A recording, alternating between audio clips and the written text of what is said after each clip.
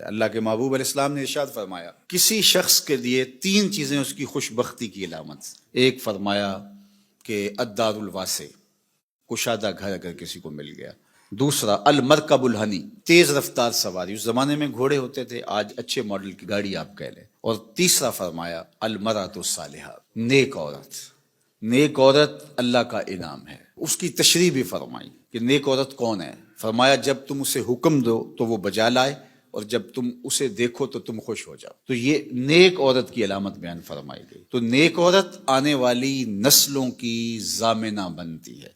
اس لیے اچھی بیوی تلاش کرنا، اور کل وہ بیوی ماں بننے والی ہے اور آپ کی نسلیں اس کی گود میں پلیں گی، اور وہ ضامنہ ہے آپ کی نسلوں کی. اگرچہ یہ درست ہے کہ مرد کی اثرات اولاد کے اوپر مرتب ہوتے ہیں. الولد سر لابیہ، یہ فرمایا گیا کہ جو بیٹا ہوتا ہے یا بیٹی ہوتی ہے وہ باپ کا راز ہوتی ہے. باپ کے اثرات اولاد کے اندر ظہور پذیر ہوتے ہیں، اس میں کوئی شک نہیں، لیکن تربیت کا جوہر خاتون کے ہاتھ میں، ماں کے ہاتھ میں. تو مائیں ہی اولاد کو صالحہ اور پاکیزہ بناتی ہیں. اللہ اکبر. اگر ماں مائی راستی ہو تو بیٹا فرید الدین گنج شکر ہوتا ہے، اور ماں ام الخیر ہو تو بیٹا شیخ عبد القادر جیلانی ہوتا ہے، اور اگر ماں فاطمہ ہو تو بیٹا حسین ابن علی ہوتا ہے. اس لیے جو نکاح کا معیار اسلام نے دیا ہے، اللہ کے محبوب علیہ السلام نے ارشاد فرمایا عورت سے نکاح 4 وجہ سے کیا جاتا ہے.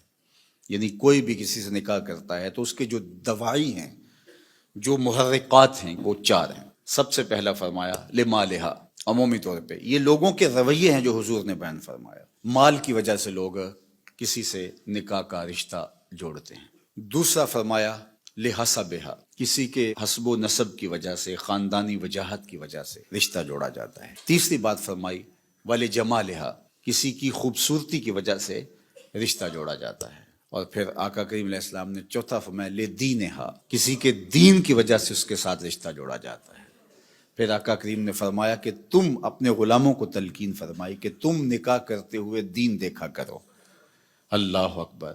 دین کی بنیاد پر، ہاں اگر باقی چیزیں بھی دین کے ضمن میں آئیں، دیندار خاتون صاحب جمال بھی ہو، صاحب کمال بھی ہو، صاحب مال بھی ہو، حسب و نسب کے اعتبار سے بھی وہ اعلیٰ مرتبے پہ فائز المرام ہو، تو یہ اچھی بات ہے، مل جائے.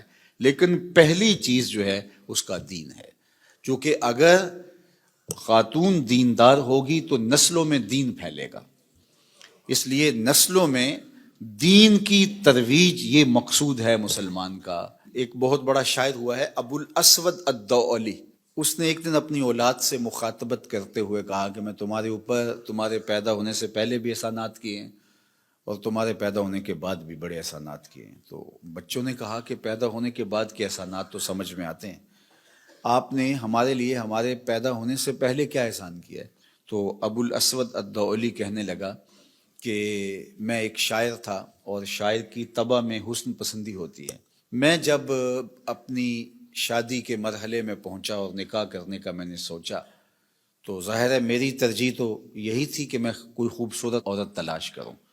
لیکن میں جب ڈھونڈنے نکلا تو میں اپنے لیے خوبصورت عورت تلاش نہیں کی، تمہارے لیے با کردار ماں تلاش کی ہے کہ وہ میرے بچوں کی ماں بننے والی ہے. تو یہ وہ میرا احسان ہے. میں اپنی خواہشات اور اپنے جذبات کی قربانی دے کے میں نے آنے والی نسل کا سوچا ہے، اور نسل کی وجہ سے میں نے جو ہے وہ ترجیح دی ہے. چونکہ ماؤں پہ موقوف ہے اچھی نسلوں کی نشأت بھی، نہضت بھی اور تربیت بھی. تو جس طرح کی ماں ہوگی اولاد اسی طرح کی ہوگی.